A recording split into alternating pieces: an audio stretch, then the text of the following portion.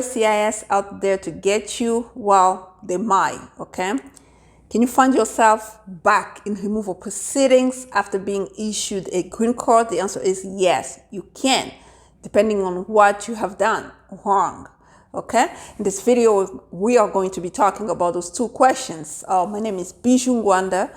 If you do not know me, I'm an immigration lawyer based here in DC. I do work with individuals across the country and around the world because we're dealing with complex U.S. immigration laws cases. If you're new to my channel, please go ahead and subscribe. If you're not new, welcome back. Thank you for subscribing, and please do not forget to hit the notification bell so you don't miss out on anything. Again, you can follow us on all platforms: TikTok, Instagram, Facebook private, Facebook group.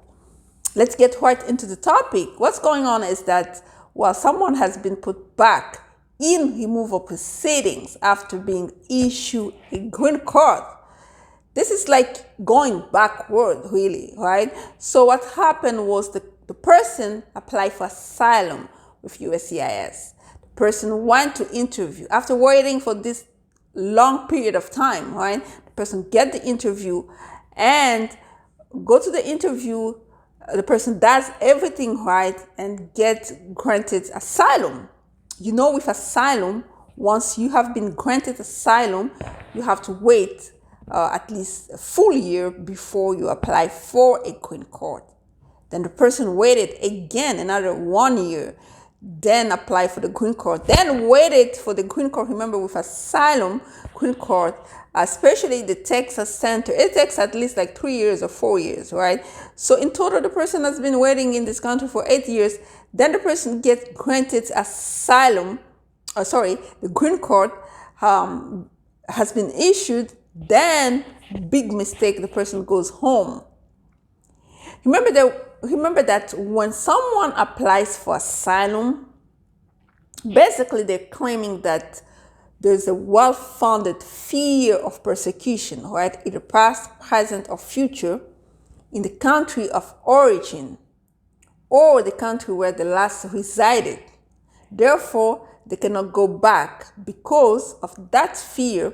The government over there cannot control the group of the people who are trying to persecute the person in question. If you already said that, it means that you cannot go back home. You cannot. Otherwise, you have just undermined your own claim of asylum. Not just that, now your asylum case becomes frivolous. It looks like it's a lie. How come you said that you fear persecution, and now all of a sudden you're going back home? Big no, just don't do it. Usually people, what they do, they will go to a different country, right?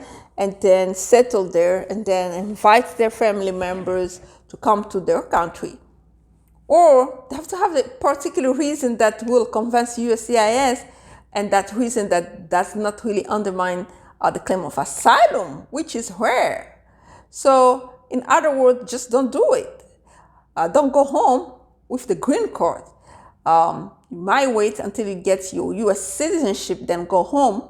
But you can't just travel and it clearly says on your passport, the stamp, the arrival stamp and the departure stamp, clearly saying that you went home in your country, the country where you claimed asylum from, and then you came back from that same airport from your country. So pretty much you are giving yourself away to USCIS to actually take your green card back. And that's exactly what happened to this person.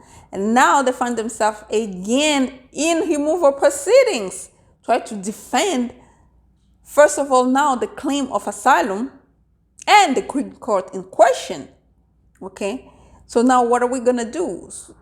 We, first of all, have to tell the judge that, well, really come up with a reason as to why this claim is not frivolous. The asylum claim in question wasn't frivolous, because once the immigration court determines that the asylum claim is frivolous, that's it. You cannot do anything. So, and if that questions or that issue is settled in court, then we can apply for cancellation of removal because they have a green card. Then we look at the 7 years because now it's a cancellation of removal. 42A, not 42B, the one that we all know. That will be under 242B. Again, you have to prove continuous presence, 7 years of continuous presence and no criminal and extreme hardship, right? Well, that is really difficult now and very challenging in court. So just don't do it. Do not put yourself in a position where you are going to undermine your claim of asylum. Not just that, and in the position where you are going to pretty much make USCIS take their green card back. So that's the subject. Just don't do it, especially when it comes to asylum. Another thing you cannot do is, well, once you get your green card, some crimes, just don't put yourself in a position where you're going to be charged with some type of felonies, because some felonies will undermine your green card and you can find yourself in removal proceedings. Then we start fighting about cancellation of removal under 242A and hope that it gets granted. But remember, those are discretionary type of reliefs. And not to mention, you have to be able to prove extreme hardship and unusual hardship to either your U.S. spouse or U.S. or lawful permanent spouse, U.S. or lawful permanent children. What about if you don't have those relatives, qualifying relatives? What are you going to do?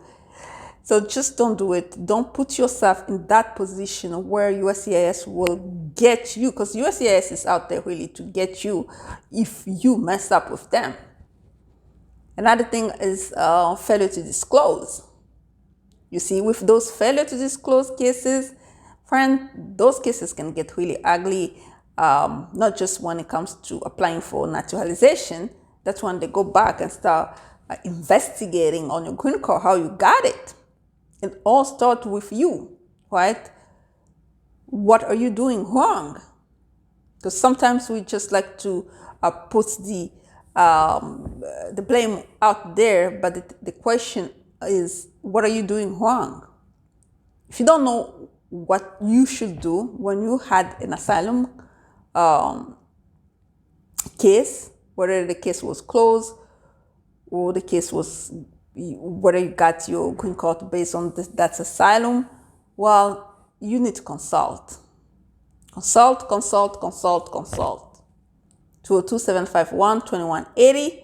Email bijou.rwanda.esq@gmail.com. Consultation link in the description box below. Consultation fees apply as usual. Until next time, bye-bye.